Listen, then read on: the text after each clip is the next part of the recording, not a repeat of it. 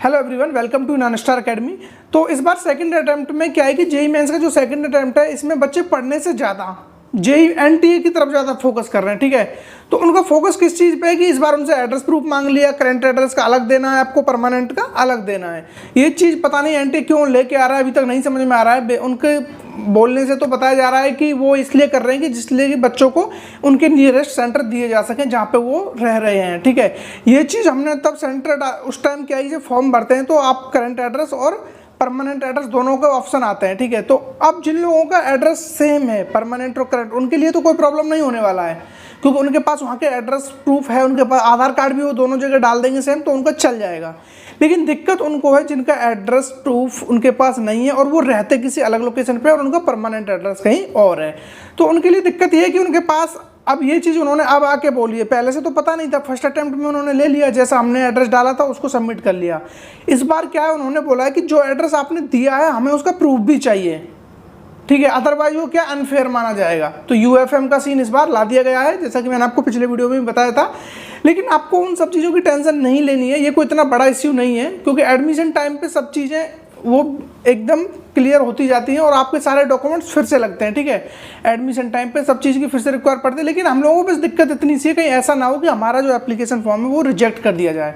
इस वजह से थोड़ी टेंशन है बच्चों को और वो उनका थोड़ी टेंशन सही भी है। लेकिन आप इतना ज़्यादा पैनिक मत होइए क्योंकि अभी टाइम है फॉर्म भरने में। ठीक है, अभी आप रजिस्ट्रेशन मत कीजिए, जब 12 मार्च तक लास्ट डेट है तो एटलीस्ट आप फरवरी तो वेट कर ही लीजिए कि क्योंकि हो सकता है एनटीए की तरफ से आपको एकदम पर्टिकुलर नोटिफिकेशन आ जाए कि इस तरह के ये डॉक्यूमेंट्स आपके लग सकते हैं। क्योंकि कॉल पे बोलते हैं उनसे, तो कुछ लोगों ने मतलब कॉल वगैरह कर रहे हैं, बच्चों की कॉल आती है कि सेंटर पर वो बोलते हैं कि आप उसकी जगह पर अपना इलेक्ट्रिसिटी बिल दे सकते हो, आप अपना पानी का बिल दे सकते हो। लेकिन बात तो ये है कि वो सारे डॉक्यूमेंट जो हम लगा रहे हैं वो तो किसी और मालिक के नाम पे हैं, उससे हमारा क्या रिलेशन है।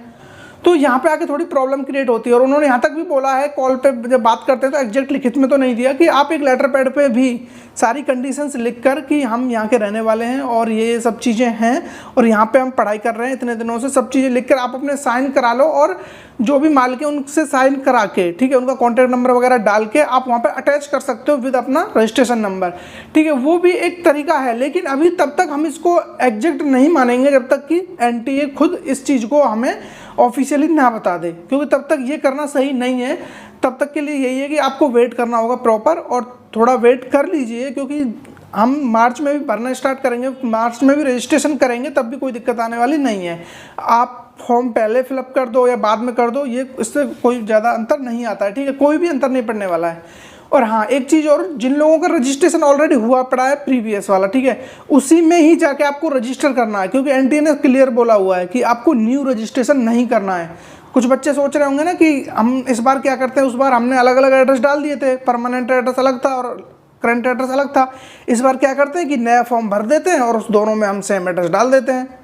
तो इस बार ये भी यूएफएम के अंदर ही माना जाएगा, आपको उसी से रजिस्टर करना। ये गलती भूल के भी मत करना कि आप अपना न्यू रजिस्ट्रेशन कर दें और उसके अंदर दोनों एड्रेस को सेम दिखा दें, क्योंकि आपका एक डेटा उनके पास ऑलरेडी है। तो इस तरह से आपकी जो रजिस्ट्रेशन नंबर अलग हो जाएगा और हो सकता है रैंक भी ऊपर नीचे हो जाए। ठीक है, तो आप ये चीज़ मान के चलना कि जो हमने पहले भरा था और जो जिन्होंने यहाँ तक कि एग्ज़ाम नहीं दिया लेकिन रजिस्ट्रेशन किया था वो फीस पेमेंट तक भी गए थे, ठीक है, पेमेंट मोड तक भी चले गए थे, तो उनको भी वही प्रीवियस रजिस्टर से ही लॉगिन करना है और वहीं पे जाके ही अपना रजिस्टर करना है। ओके, आई होप आप लोगों को ये सारी चीज़ें समझ में आ गई होंगी और तब तक के लिए आप इस चैनल से जुड़े रहिए और सब्सक्राइब करके रखना। मेक श्योर आपने सब्सक्राइब कर रखा हो, उससे होगा ये कि जैसे ही कोई भी ऑफिशियल नोटिफिकेशन आता है एनटीए की तरफ से मैं तुरंत आपको अपडेट कर दूंगा यहाँ पे कि उससे रिगार्डिंग जो भी फॉर्म फिलअप से रिगार्डिंग होगा वो मैं यहाँ पे आपको बता दूंगा। और अभी के लिए जिन बच्चों के एड्रेस प्रूफ करंट और परमानेंट दोनों सेम है वो अपना रजिस्ट्रेशन करके आराम से अपनी पढ़ाई को ज़्यादा टाइम दें और पढ़ाई पे ही फोकस करें। ठीक है, उनको इन चीज़ों से मतलब नहीं होना चाहिए। और जिन लोगों का एड्रेस डिफरेंट है, जिनके पास उन्होंने, या तो एक काम ऐसा करो, आप अपना वहाँ का डोमिसाइल बनवा लीजिए, 8 दिन 10 दिन में बन जाएगा और क्या होगा इससे ज़्यादा। आप वहाँ पे एक बार अप्लाई कर दीजिए, जो भी आपके नियरेस्ट, या आप या तो तहसील वगैरह जाके या फिर आप कोई भी साइबर कैफ़े हो पास में, वहाँ जाके आप बात कर लो एक बार कि सर मुझे यहाँ का डोमिसाइल बनवाना है और मैं यहाँ पे इतने दिन से रहता हूँ, करंट एड्रेस बनवाना है यहाँ का, तो उसके लिए कितना टाइम लग जाएगा। और जो भी बात है आप कर लो एक बार, हो सकता है 8-10 दिन के अंदर आ जाए तो अच्छी बात है, फिर आपको टेंशन ही नहीं लेने का है। और अगर जो ये सब चीज़ें नहीं हो पा रही हैं तो उसके लिए आप थोड़ा वेट कर लो, जैसे ही पूरा ऑफिशियल नोटिफिकेशन आता है।